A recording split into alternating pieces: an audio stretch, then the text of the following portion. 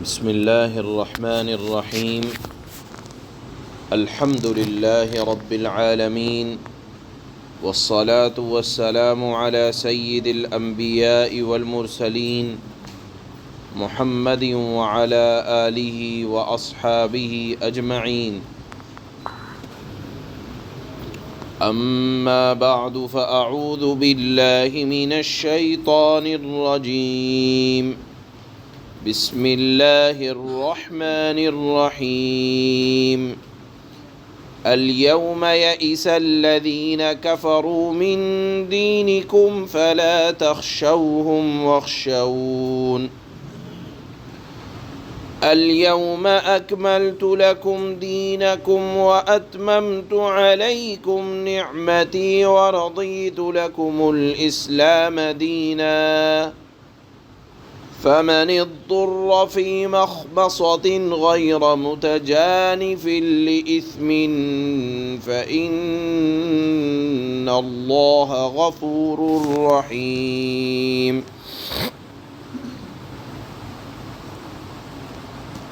یہ سورہ مائدہ کی آیت نمبر 3 کا دوسرا جز ہے۔ ہم یہ بھی کہہ سکتے ہیں کہ سورہ مائدہ کی آیت نمبر 3 کے 2 حصے ہیں۔ ایک حصے کے اندر اللہ تعالی نے غذائیت اور جانوروں کے گوشت کے حلال اور حرام ہونے کو بیان فرمایا ہے، اور یہ آیت کا یہ دوسرا حصہ جو اخیر کا حصہ ہے آیت نمبر 3 کے سورہ مائدہ کے،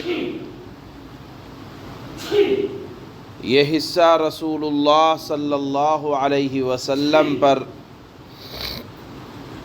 حجۃ الوداع، یعنی جو اللہ کے نبی نے آخری حج فرمایا ہے، حجۃ الوداع جس کو کہتے ہیں، اس موقع پر عرفہ کے دن یعنی 9 ذی الحجہ کو جمعے کا دن تھا، عصر کے بعد کا وقت تھا، میدان عرفات تھا، اور اس آیت کا نزول تھا، یا آیت کے اس حصے کا نزول تھا۔ تو گویا کہ یہ حجۃ الوداع میں عصر کے بعد عرفہ کے دن میں آیت کا یہ حصہ نازل ہوا، اور اس حصے کے بعد اللہ کے نبی صلی اللہ علیہ وسلم 81 دن حیات رہے، اور اس کے بعد آپ علیہ الصلاۃ والسلام نے اس دنیا سے پردہ فرمایا۔ ذی قعدہ سن 10 ہجری میں مسلمانوں کو جب اللہ کے فضل اور کرم سے اطمینان کی زندگی حاصل ہوئی، مکہ فتح ہو چکا تھا، سارا عرب اسلام قبول کر چکا تھا، ہر چہار جانب یہ اطلاع ملی کہ اللہ کے نبی صلی اللہ علیہ وسلم مدینہ سے مکہ کی طرف حج کے ارادے سے جا رہے ہیں، تو حضرات صحابہ اکرام کا ایک ہجوم تھا، اور سارا عرب یہ چاہتا تھا کہ اللہ کے نبی صلی اللہ علیہ وسلم کے ساتھ حج کریں۔ چنانچہ روایات میں آتا ہے کہ 1,24,000 سے زائد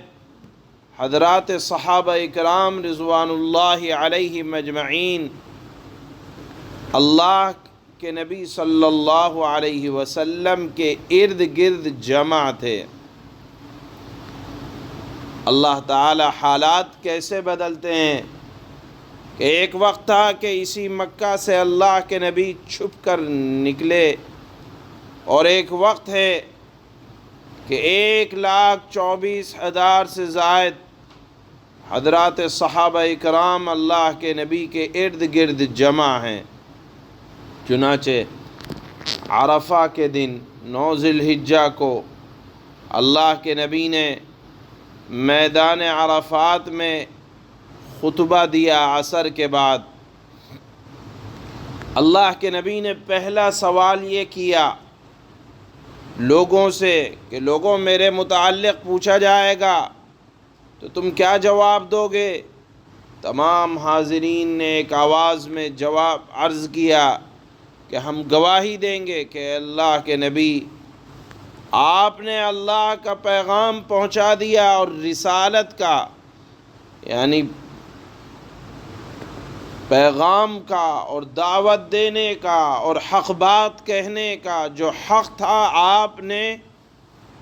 حق ادا کر دیا، بڑھ کر آپ نے ادا کیا ہے، اور امت کو نصیحت کرنے میں اے اللہ کے نبی آپ کبھی پیچھے نہ رہے، اور آپ نے اللہ کی امانت کو ٹھیک ٹھاک انداز میں امت تک پہنچا دیا اور اپنا فرض ادا کر دیا۔ یہ سن کر اللہ کے نبی صلی اللہ علیہ وسلم نے آسمان کی طرف انگلی اٹھائی اور 3 بار فرمایا اللہم اشہد اللہم اشہد اللہم اشہد، اے اللہ آپ گواہ رہنا، آپ گواہ رہنا، اے اللہ تو گواہ رہنا۔ جس وقت اللہ کے نبی صلی اللہ علیہ وسلم یہ بات فرما رہے ہیں، عین اسی وقت آیت کا یہ حصہ نازل ہوا الیوم یئس الذین کفروا من دینکم فلا تخشوہم واخشونی۔ یہ آیت کا حصہ اس وقت نازل ہوا جس میں اللہ نے فرمایا کہ آج دنیا مایوس ہو چکی ہے، کفر مایوس ہو چکا ہے کہ وہ اسلام کی بڑھتی ہوئی طاقت کو دیکھ کر اب مایوس ہو چکا ہے کہ اب یہ بڑھتا ہی رہے گا، اور اے لوگو اب تمہاری ذمہ داری یہ ہو فلا تخشوہم، تم کسی سے نہ ڈرنا، یہ دین غالب آ کر رہے گا، اگر ڈرنا تو صرف اللہ سے ڈرنا۔ اس کے بعد اللہ نے فرمایا الیوم اکملت لکم دینکم واتممت علیکم نعمتی ورضیت لکم الاسلام دینا۔ اللہ نے فرمایا کہ اے لوگو امت مسلمہ کے لیے 3 خصوصی انعامات ہیں اور 3 انعامات کی بشارت ہے۔ ایک یہ کہ آج دین مکمل ہو گیا، یعنی حلال اور حرام فرائض کو اللہ تعالیٰ نے مکمل طور پر بیان کر دیا۔ جب یہ آیت کا یہ حصہ حضرت سیدنا صدیق اکبر نے سنا تو آواز سے رونے لگے اور سمجھ گئے کہ اللہ کے نبی صلی اللہ علیہ وسلم جس تعلیم کو بیان کرنے کے لیے بھیجے گئے تھے، اللہ نے وہ تعلیم مکمل کر دی اور اب آپ کے جانے کا وقت ہے۔ چنانچہ روایات میں آتا ہے کہ 81 دن کے بعد اللہ کے نبی صلی اللہ علیہ وسلم اس دنیا سے تشریف لے گئے۔ واضح رہے کہ یہ آیت آخری آیت نہیں تھی، بلکہ حلال اور حرام کے مسائل کے سلسلے میں یہ آیت آخری تھی، ورنہ آیتیں تو اس کے بعد بھی نازل ہوئی ہیں۔ تعلیمی اعتبار سے یہ آیت آخری آیت ہے، یعنی اس کے بعد احکام کے سلسلے میں آیات نازل نہیں ہوئی ہیں۔ ہاں، اور دوسری چیزوں میں اللہ تعالیٰ نے رہنمائی فرمائی ہے۔ تو یہاں اللہ نے فرمایا کہ میں نے تمہارے لیے دین کو ایسا نظام حیات بنا کر دیا ہے کہ یہ دین قیامت تک رہے گا، اور اس دین کے اندر اللہ تعالیٰ نے تمام احکامات صراحتاً یا اشارتاً جو پیش آ سکتے ہیں اللہ تعالیٰ نے بیان فرما دیے، اور اب قیامت تک اسی قرآن پر عمل ہوتا رہے گا، اور اس قرآن کی تشریح جناب رسول اللہ صلی اللہ علیہ وسلم نے جو فرمائی ہے اس پر عمل ہوتا رہے گا۔ اب کوئی دوسری کتاب نازل ہونے والی نہیں ہے۔ ایک نعمت اللہ نے فرمایا یہ میں نے تمہارے لیے کیا، دوسری نعمت اللہ نے فرمایا کہ امت مسلمہ کو دین کامل دے کر اپنی نعمت پوری کر دی۔ اب مسلمان کسی کے محتاج نہیں ہیں۔ معلوم یہ ہوا کہ دین اسلام کامل کر کے مکمل کر کے دینا یہ اللہ نے فرمایا نعمت ہے، اس نعمت کی قدردانی کرو۔ تیسرا انعام اللہ نے فرمایا کہ اے مسلمانوں دیکھو، اللہ کو سب سے زیادہ پسند مذہب کے اعتبار سے، دینوں میں سب سے بہترین دین وہ دین محمد ہے۔ اللہ تعالیٰ نے تمہارے لیے اسی دین کو پسند کیا ہے، حتیٰ کہ حضرت عیسیٰ علیہ السلام بھی جب قیامت کے قریب نازل ہوں گے تو اللہ کو یہ دین اتنا پسندیدہ دین ہے کہ وہ نبی بھی نازل ہونے کے بعد اسی دین محمدی صلی اللہ علیہ وسلم پر عمل کریں گے۔ لہذا اللہ کو جو سب سے زیادہ پسندیدہ مذہب ہے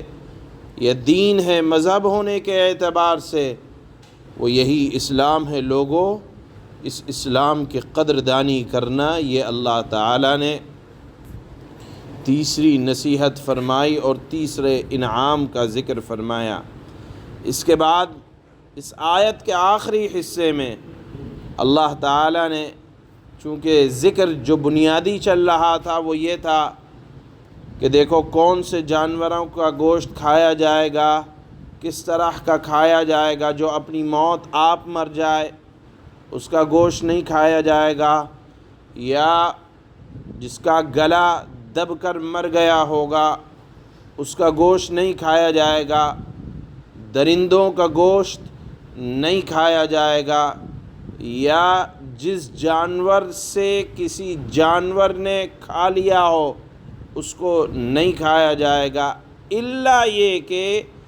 ایک صورت ایسی پیش آ جائے کہ بات جان کی بن پڑ آئے۔ یعنی صورتحال یہ ہے کہ اگر وہ ان حلال کھانے کے لیے کچھ نہیں ہے، صرف حرام اشیاء ہے، تو اللہ نے فرمایا فَمَنِ اضْطُرَّ فِي مَخْمَصَةٍ، اگر بات جان کی بن پڑ آئی ہے، بھوک کی شدت ہے اور بیتاب ہوئے جا رہے ہیں، اور اگر نہیں استعمال کریں گے تو موت واقع ہو جائے گی، تو اللہ نے فرمایا کہ حرام چیز کو کھا لیا جائے، لیکن دو شرطوں کے ساتھ فرمایا کہ کسی گناہ اور نافرمانی کی طرف میلان نہ ہو، یعنی جتنی ضرورت ہو اتنا ہی کھایا جائے، اور اس کھانے میں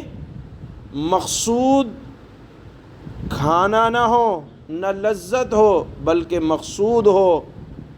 کہ جان بچانا بھی ضروری ہے۔ جان بچانے کے لیے اگر ایک آدھ لقمہ لے لیا جائے تو اللہ تعالی غفور الرحیم ہے، رحم کرنے والے ہیں، یعنی جان بچانے کے لیے حرام غذا کے استعمال کی اجازت دی گئی ہے۔ حتیٰ کہ بعض علماء نے تو یہاں تک لکھا کہ اگر بات جان کی بن پڑ آئی ہے اور آدمی نے جان بچانے کے لیے ان چیزوں سے احتراز کیا اور مر گیا تو نہ کھانے پر مواخذہ ہوگا، کہ جب اللہ تعالیٰ نے اجازت دے رکھی ہے، قرآن میں صریح حکم ہے، اور جان کے بچانے کے لیے ایسی چیز کے کھانے کو جائز بتلایا گیا تو کیوں کھا کر جان نہ بچائی؟ اس لیے کہ جان یہ اللہ کی امانت ہے، اللہ نے عطا فرمائی ہے، لہذا اس کے لیے اللہ تعالیٰ نے اس کو بچانے کے لیے حرام غذا کے استعمال کی اجازت دی ہے، لیکن دو شرطوں کے ساتھ۔ ایک تو کسی گناہ کا ارادہ نہ ہو اور احکام کی نافرمانی کی طرف اس کا میلان نہ ہو، یعنی اگر جان ایک آدھ لقمے سے بچ سکتی ہے یا جان اگر ایک آدھ گھونٹ سے بچ سکتی ہے تو ضروری نہیں ہے کہ اس سے زیادہ استعمال کیا جائے۔ اس کی صراحت اللہ تعالیٰ نے یہاں آیت میں فرمائی ہے۔ چنانچہ اللہ فرماتے ہیں اليوم يئس الذين كفروا من دينكم فلا تخشوهم واخشون۔ آج کافر لوگ تمہارے دین کے مغلوب ہونے سے نا امید ہو گئے، یعنی ہار چکے ہیں کہ اب دین اسلام کو مٹایا جا سکے گا۔ کافر لوگ اب مایوس ہو گئے، انہوں نے ایڑی چوٹی کا زور لگا دیا بدر میں، احد میں، حنین میں، اور کوئی موقع جانے نہ دیا اور اپنی طرف سے جان توڑ کوشش کر دی کہ اسلام کے چراغ کو بجھا دیں۔ اللہ نے فرمایا کہ اسلام کا چراغ نہ بجھا ہے نہ بجھے گا، قیامت تک جاری رہے گا۔ مسلمانوں سن لو، مٹانے والے مٹ جائیں گے، اسلام زندہ ہے، زندہ رہے گا۔ یہ اللہ کا صاف اعلان ہے کہ کافر لوگ تمہارے دین کے مغلوب ہونے سے نا امید ہو گئے، لہذا فلا تخشوہم، ان سے مت ڈرنا۔ اگر ڈرنا تو صرف اللہ سے ڈرنا، اور میرا ڈر اپنے دلوں میں رکھو۔ الیوم اکملت لکم دینکم واتممت علیکم نعمتی ورضیت لکم الاسلام دینا۔ آج میں نے تمہارے لیے تمہارا دین مکمل کر دیا۔ پہلا انعام۔ دوسرا انعام، تم پر اپنی نعمت پوری کر دی اور تمہارے لیے مسلمانوں اسلام کو دین کے طور پر ہمیشہ کے لیے پسند کر لیا۔ فَمَنِ اضْطُرَّ فِي مَخْمَصَةٍ غَيْرَ مُتَجَانِفٍ لِإِثْمٍ فَإِنَّ اللَّهَ غَفُورٌ رَحِيمٌ۔ لہذا جب اتنے انعام ہو گئے تمہارے اوپر، اب مسلمانوں تمہاری بھی ذمہ داری ہے کہ اس دین کے احکام کی پوری پابندی کرو۔ ہاں، اب اللہ تعالیٰ اصل مضمون کی طرف آ رہے ہیں کہ حلال اور حرام کی غذاؤں کا ذکر چل رہا تھا تو ایک اصول بیان کر رہے ہیں کہ ہاں، جو شخص شدید بھوک کے عالم میں بالکل مجبور ہو جائے اور اس مجبوری میں ان حرام چیزوں میں سے کچھ کھا لے، یعنی پیٹ بھرنے کے ارادے سے نہیں،